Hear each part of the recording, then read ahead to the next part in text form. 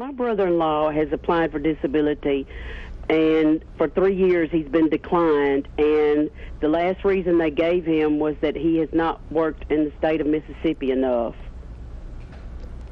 Okay, yeah, you want to add to her comment? Yes, ma'am. And now he keeps getting declined. Now he has stage 4 cancer, and he wears a colostomy bag.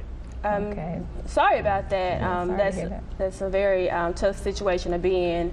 Well, the process for applying for Social Security disability is definitely a long and tiresome one, so I definitely feel your pain. At any rate, the question of whether or not where a person resides prevent them from qualifying for disability, the answer is it doesn't matter where you've worked. The question is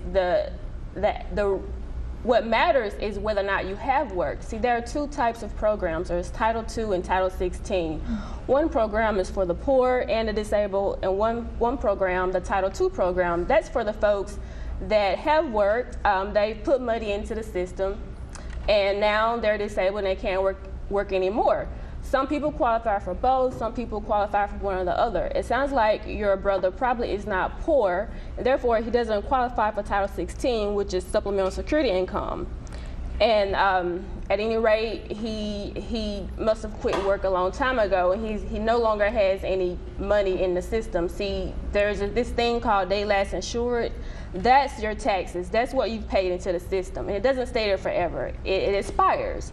It sounds like the money that he's paid into the system has expired, unfortunately. I'm sorry about that. That's very interesting. That's new to me about an expiration. Tell me, how does that work? Well, it just depends. Once you stop working, you have, I would estimate you have about 4 or 5 years to claim that money. It doesn't stay there forever. Okay. Yeah. I was thinking that brings up the question, brought up a good point, and something I've always wondered. So, first of all, do you recommend that someone get an attorney, or can they do it themselves? And what is the process that they go through to apply? And if they're denied, what are the next steps?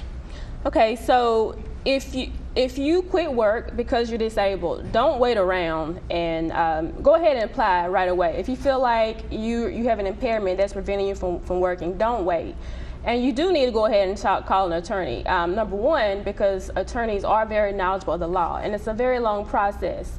Honestly, there's nothing that an attorney can do to speed up the process. In Jackson, Mississippi, it takes about 18 months. In other parts of the country, it takes longer, and some areas might take shorter.